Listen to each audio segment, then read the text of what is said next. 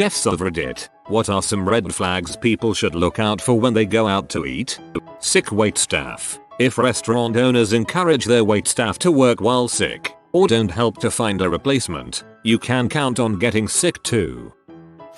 For my nick, people grade pending doesn't mean that the restaurant is awaiting judgment on their health inspection. It means that they failed and are given a grace period to fix their wrongs. Like when you call someone and get a recorded message that they're checking the line for trouble, that bill is overdue.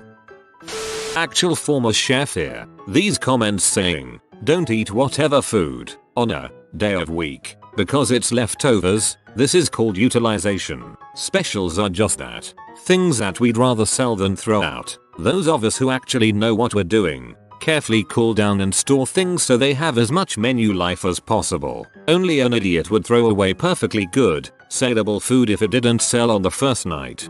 Yes, as long as it was labeled and dated properly. I'm always after my co-workers to put the dates on things they prep. It's so important and so many cooks are so frustratingly bad at it.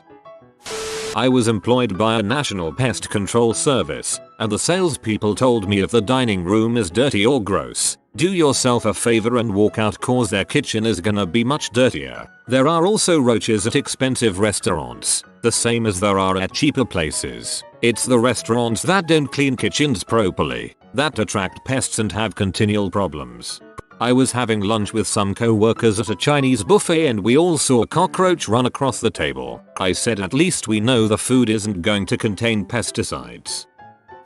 I went to an IHOP and there were ants crawling on the walls, so I told the waitress about it and she said what? Again, she could have covered that up in a better way. I was really hungry so I just moved to another table, but those pancakes were so nasty. I still love IHOP, but I just won't go to one next time. Salt shaker. If the holes are clogged and the top is dirty, that thing has been refilled 100 times without washing.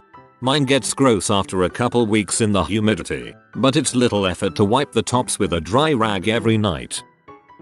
If you're gluten free, for whatever reason, please don't photo a from scratch Italian restaurant. Please. There's literally nothing we can do to get that crap out of anywhere. Thanks to the flour, it permeates the air.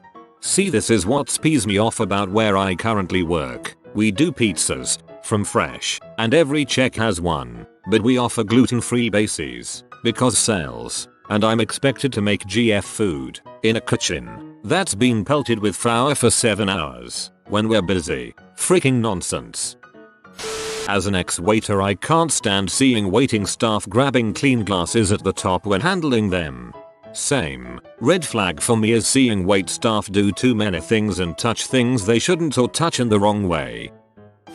Former health inspector here. If there's a self-serve soda machine, go ahead and take a napkin around the inside of the Sprite clear soda available nozzle. If your napkin comes out pink, brown, or orange, skip the soda. A Sprite nozzle should come out clear. If it's pink or orange, then it's slime mold. It's actually a bacteria, but that's what we called it. If it's brown, it's likely cola. But if the cola nozzle was put on the Sprite dispenser and is still brown, you know the nozzles aren't being cleaned properly. Also, go ahead and look closely at the ice chute. I see green algae in those a lot.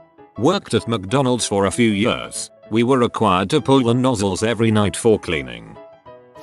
Not a chef, but ex-restaurant manager. How happy is the staff? Do they seem like they like their jobs? If the staff are miserable, you're not going to get quality food or service. It's worth seeking out restaurants that treat their staff well. If they're treated well, they'll treat you well. If there's a funky smell that's even slightly, or stronger, urine-like, the restaurant probably has a rodent problem. Best to leave. Former barista and assistant manager here. If the restaurant has a coffee machine visible, take a look at the steamer. If it's covered in white, means they don't clean after frothing the milk. Most likely they don't run steam after heating up the milk, meaning that there is residual milk inside the nozzle of the steamer, which gets burnt and generates bacteria. Don't order coffee in there. Also, most likely the cloth used to clean the steamer from time to time is disgusting and used for more than just wiping the milk out of it. A restaurant with a good philosophy about health and safety cleans the coffee machine every night. Overworked staff. What cleaning jobs do you think are getting missed if staff are far too stretched and or unhappy at work? We avoid restaurants that are constantly having staff turnover for this exact reason. There is a place here, open less than a year, constantly advertising for staff. Right now he has 7 positions open out of maybe 15. If it is an ongoing issue, it is probably mismanagement. Unhappy employees handling food just makes me uncomfortable, to say the least. Does it sound like it could be 2 or more restaurants? Example, sushi and pizza at the same place. They can't do either well. How dare you insult Ken Taco Hut Robins? Too many menu choices. Dirty restrooms. Service staff seems mad or anxious. If your meat or pasta, for example, has dry spots as if it was left out to dry for a good time, the kitchen is not properly covering storing their prep correctly, the walk-in is most likely not taken care of. Ask where your oysters come from. If they don't know, you don't want them. Works for most seafood. You might have to be a chef to recognize this, but my red flag is going into a busy restaurant and noticing none of the tables have food, or not many customers are yet eating. This usually means the kitchen is going down in flames. One time I noticed this and could see some food slowly stacking up in the window, but no orders coming out. I mentioned it to the server and he replied, "I wouldn't suggest ordering food." He brought our drink check and we left. He was tipped well for his honesty. Not a chef, but worked at a KFC for a while, so here's a KFC specific thing. There are 2 towel colors for cleaning used at KFC franchises, at least in American ones. No idea about others. There are yellow towels, which are intended for surfaces that cooked foods will touch, and blue towels, which are only to be used in raw chicken areas. This is to prevent cross-contamination. Cooked chicken never touches raw chicken areas, and cooked and raw areas are never cleaned with the same towels. The thing to look out for? Raw chicken areas are usually not visible from the front counter, at least in most locations I've seen. If you see a blue towel, don't eat there. Now this isn't a hard and fast rule. I would recommend asking the cashier about it if you see anything suspicious. When I went to Europe, a KFC location in Amsterdam had blue towels and cleaning solution on top of all the trash cans in the lobby. They weren't for raw chicken, they just had a different cleaning procedure there. Not a chef but pest control, so I'm in and out of multiple restaurants all day, and I can tell you this. 95% of quick serve fried chicken places are vomit inducing, particularly one based with an old guy as its mascot. Not a chef but my best friend is, and he says a large menu. Chances are a lot of things on a menu means that they are frozen. Also, it's difficult to train people to be good at making 40 different things, so the quality is going to suffer. Large menu is the biggest tell you're about to have a crap meal. If you absolutely have to order there, ask what the most popular dish is and just order that. I've heard that if you actually smell fish at a sushi restaurant, it's in your and your inside's best interest to hightail it out of there. Sushi is another one for when in doubt. There's no doubt. If you ever order something with crab, always ask what kind of crab is it, even though it might sound like a snobby question. It will reveal whether it's canned or not. My favorite answer when I went out one time was, "What are you talking about?" clearly indicating it was not fresh. Or, you know, accept canned because I live 1,000 miles from the ocean. Rats in the restaurant cooking food. I saw a movie about that once. If the head chef is crying and not wearing any clothes, it's probably best to move on.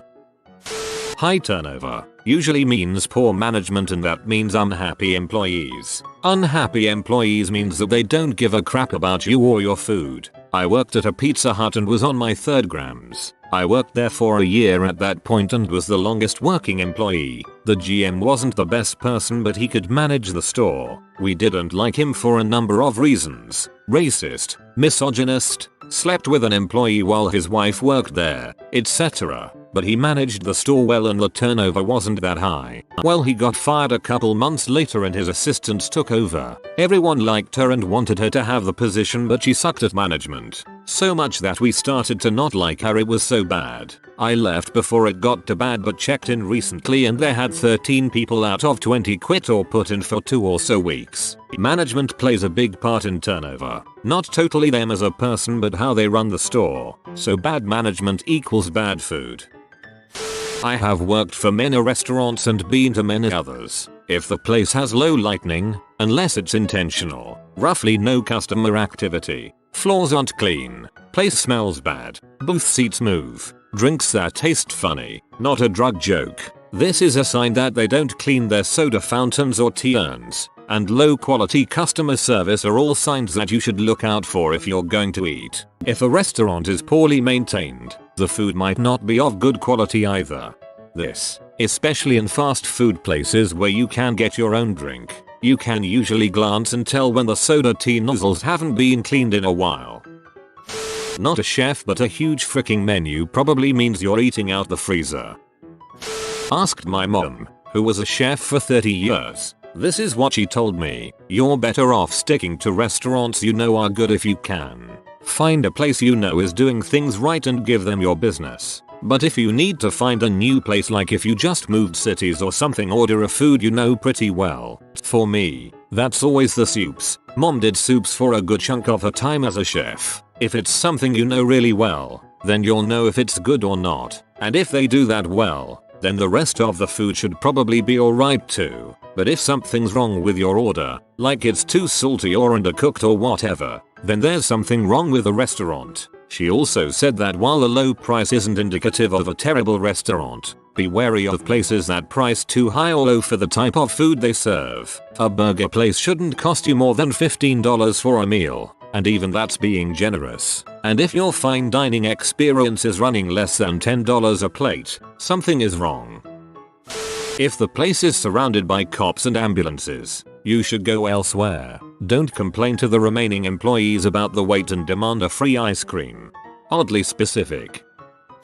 In addition to a super large, diverse menu being a huge red flag that you're getting frozen meals run through the microwave, watch for no substitutions. If the place makes its own food, they can sub virtually anything for anything else. While they may try to play it up as our food is perfect and we refuse to change it on moral grounds, it's almost always a sign of this was made 2 months ago and all we do is reheat it. I wasn't a chef, just a humble stock boy, but I can say this: a good amount of hot food isn't truly kosher halal, and a lot of seemingly vegan food isn't. 9 times out of 10, it's a result of ignorance. A skillet that made sausage during the breakfast shift might not have been washed before being used to blacken chicken or saute vegetables for lunch. Simple mistakes that can be attributed to human error and shift changes. 1 time out of 10, it's a result of necessity and space. 2 meats might share a tray due to a lack of space. This is more a result of the menu dictating the kitchen, instead of vice versa. If you live by strict, voluntary, dietary restrictions, dine as such. Kosher restaurants, halal restaurants, and vegan restaurants will always beat one restaurant with kosher halal vegan options. Not a chef, and more a green flag. If you're eating ethnic food and all the customers are of the ethnicity in question, then the food is probably going to be freaking awesome. Good observation. I live in London and I too use that system. Turkish restaurant near me is always packed with Turkish people and a Chinese restaurant nearby is usually packed with Chinese people, and in both places the food is outstanding. Green flag. There is this one restaurant in town where the local food inspection board goes for lunch meetings. You have been visited by the sleeping Italian. Comment sleep tight Lil Guido for nice spaghetti and meatball dreams all night. If you are new to the channel, you can subscribe. I publish new videos every day. Until then, check another video, or don't. Either way, have a great day you magnificent people.